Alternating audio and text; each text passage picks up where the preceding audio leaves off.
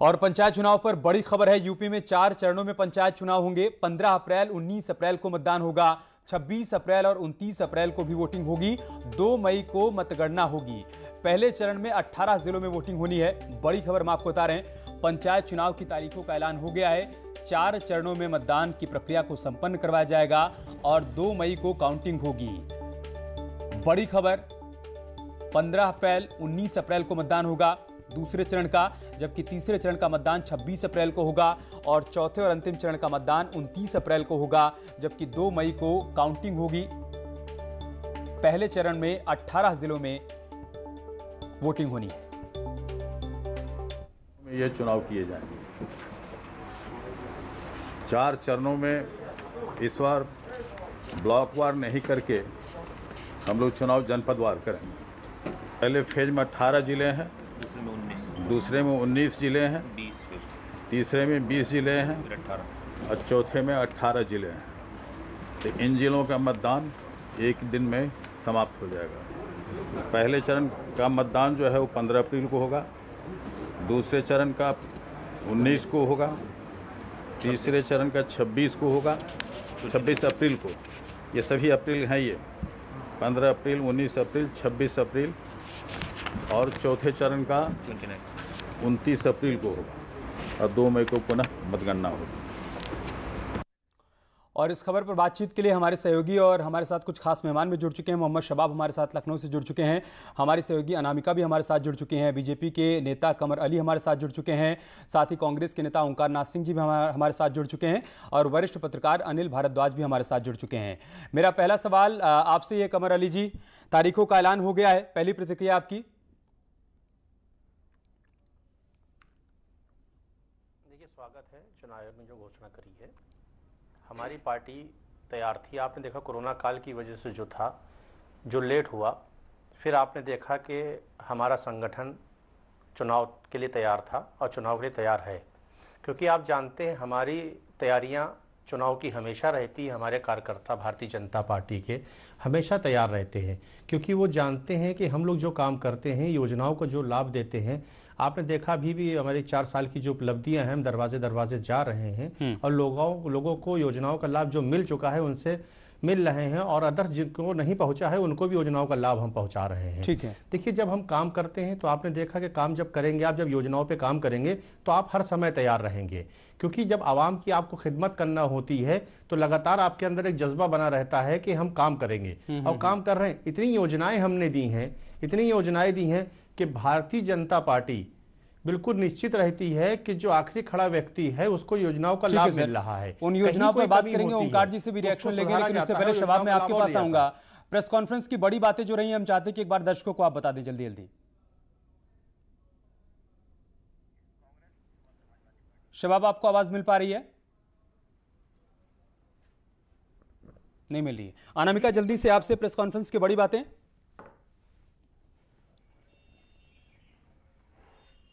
हाँ बिल्कुल, देखिए बहुत जो इंपॉर्टेंट पॉइंट्स हैं वो ये है कि 4 चरणों में चुनाव होने वाला है। फर्स्ट फेज में 18 जिलों में मतदान होगा। सेकंड फेज काफी महत्वपूर्ण है, जो कि 19 अप्रैल को इसमें मतदान होगा। 19 अप्रैल वाली तारीख पर ही लखनऊ जैसे महत्वपूर्ण जगह पे भी मतदान होगा, वोटिंग होगी। थर्ड फेज में 20 जिलों में मतदान होगा और चौथे चरण में 29 अप्रैल को मतदान होगा, जहां पे 17 जिलों में वोटिंग की जाएगी। इसके अलावा अगर बात की जाए तो 4 चरणों के मतदान के अलावा जो काउंटिंग का डे है वो काफी ज्यादा महत्वपूर्ण है अमित, क्योंकि याद रखिए ये कि 2 मई को ही पश्चिम बंगाल के नतीजे भी आ रहे हैं, जहां पे उत्तर प्रदेश के मुख्यमंत्री योगी आदित्यनाथ भी जाके लगातार प्रचार कर रहे हैं। 2 मई को ही पंचायत चुनाव के नतीजे भी आएंगे। ये इसलिए महत्वपूर्ण है क्योंकि 1 महीने पहले 19 मार्च को सरकार 4 साल के कार्यकाल के उपलक्ष्य में कार्यक्रम कर रही है, तो वही ठीक 1 महीने के बाद गांव की सरकार ये तय करेगी कि गांव की जनता ने सरकार के कामकाज पर मुहर लगाई है या नहीं। पंचायत के चुनाव ये तय करेंगे। ओंकार नाथ जी, आप लोग कह रहे थे कि सरकार पंचायत चुनाव से भाग रही है, अब तो तारीखों का ऐलान भी हो गया, क्या रिएक्शन है आपका?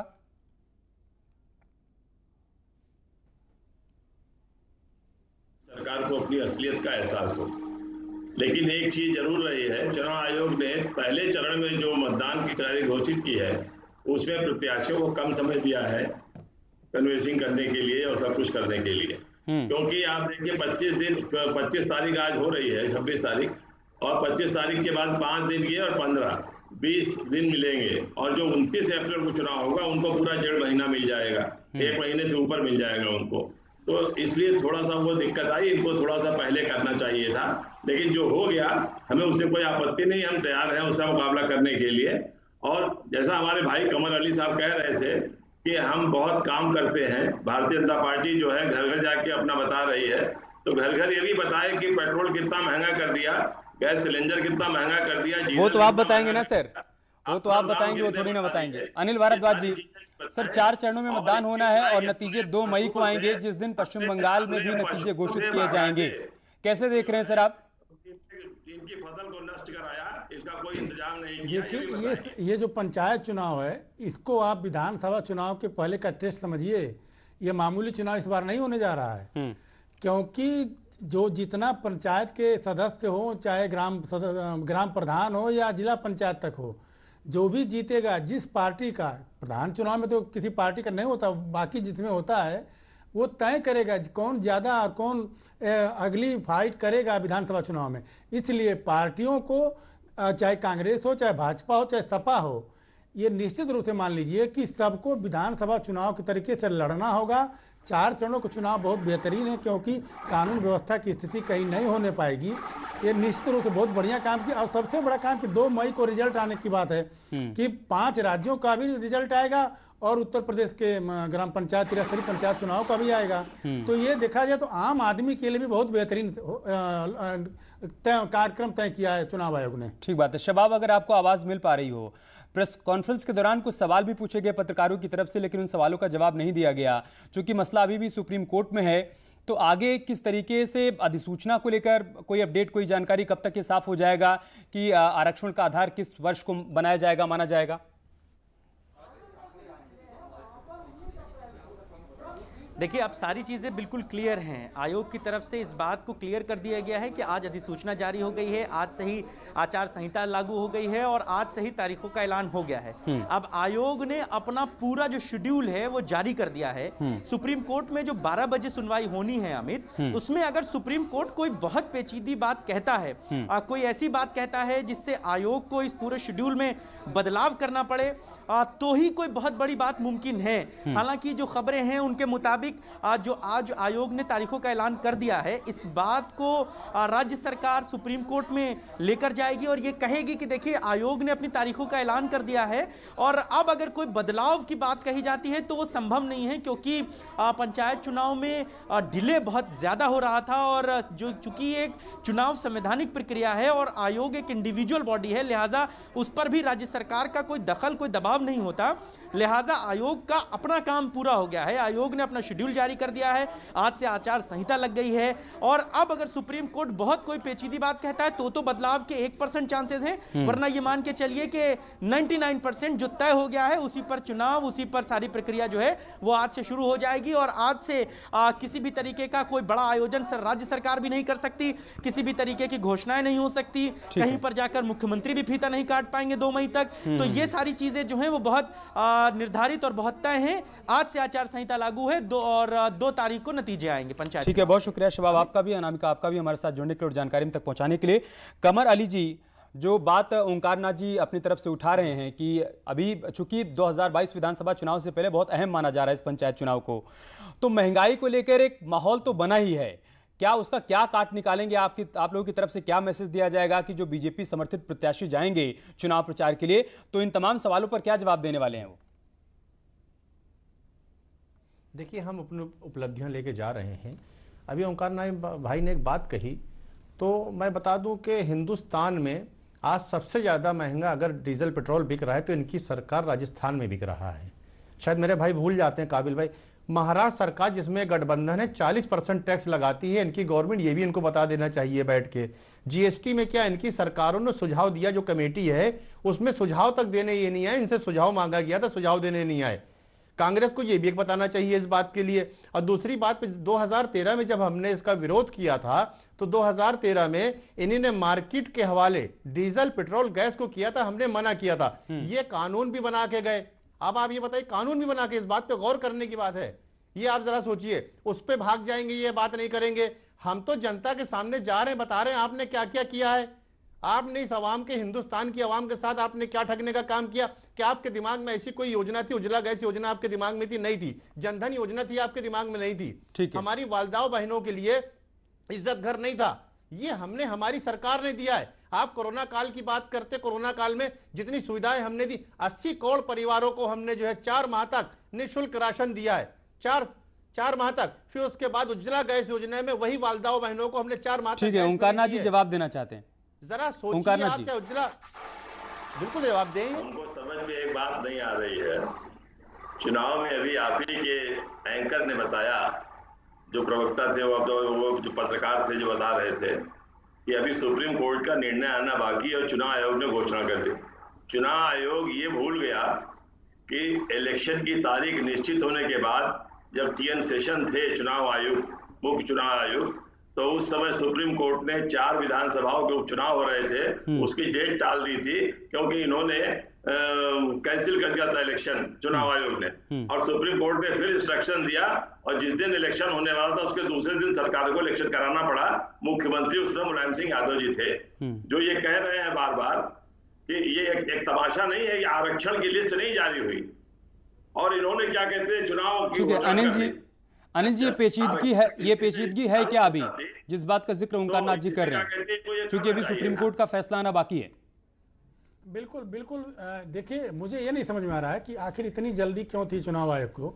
अभी आज ही सुनवाई होनी है। हम लोग उम्मीद कर रहे थे कि आज शाम तक जो सुप्रीम कोर्ट में जो भी सुनवाई होगी या जो भी निर्णय या कहा जाएगा, सुप्रीम कोर्ट का निर्देश होगा, उसके बाद कुछ सरकार या ये चुनाव आयोग तय करेगा।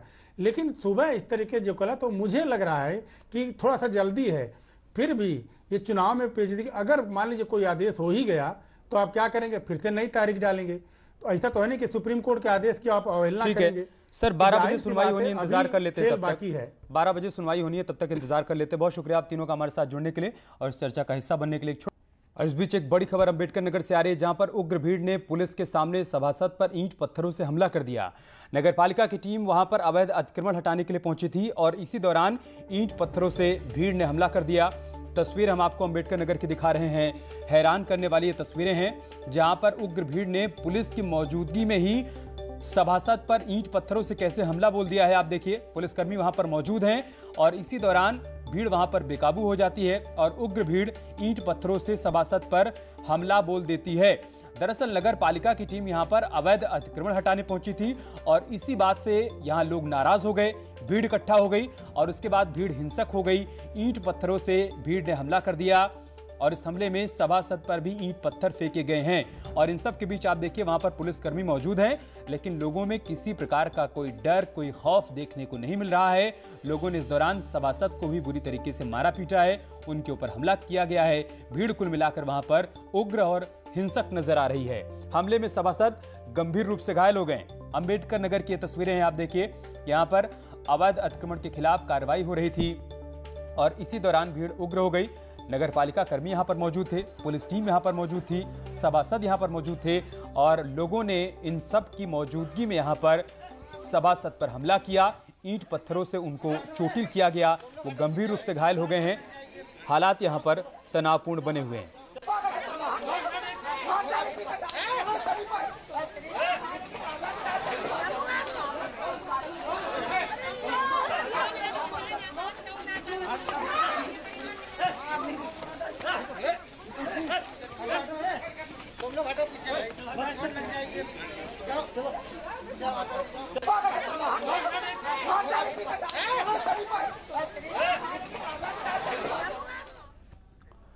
उधर शाहजहांपुर के खुटार रेंज इलाके के जंगलों में पिछले 2 दिनों से आग लगी हुई है। इससे लाखों का नुकसान हुआ है। आरोप है कि वन कर्मियों की मिलीभगत से आग लगाई गई है। दरअसल ठेकेदारों को इस जंगल से बांस निकालने का ठेका दिया गया है। ऐसे में बांस आसानी से निकाला जा सके, इसके चलते ये आग लगाए जाने की आशंका जाहिर की जा रही है।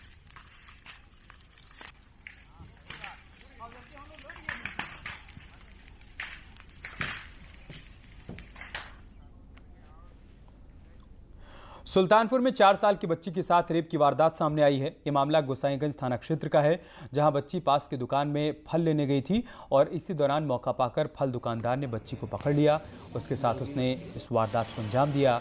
पुलिस ने आरोपी के खिलाफ मुकदमा दर्ज कर उसे गिरफ्तार कर लिया है। वहीं पीड़ित बच्ची को इलाज के लिए जिला अस्पताल में भर्ती करवाया गया है।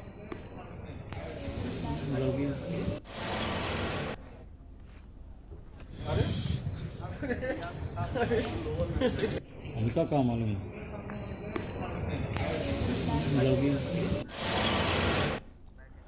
बदायूं की अंबेडकर नगर रोड से अजीबोगरीब मामला सामने आया है। यहां बाजार से लौटते समय एक पति ने पत्नी की नाक काट दी और चेहरे पर भी धारदार हथियार से कई बार हमला किया, जिससे महिला को गंभीर चोट आई है। बताया जा रहा है कि दोनों में घरेलू विवाद चल रहा था। महिला जब बाजार से लौट रही थी तब पति और पत्नी के बीच झगड़ा शुरू हो गया। फिलहाल महिला को गंभीर हालत में अस्पताल में भर्ती करवाया गया है। पीड़ित महिला की तहरीर पर आरोपी पति के खिलाफ मामला दर्ज किया गया है, लेकिन घटना के बाद से आरोपी पति फरार है।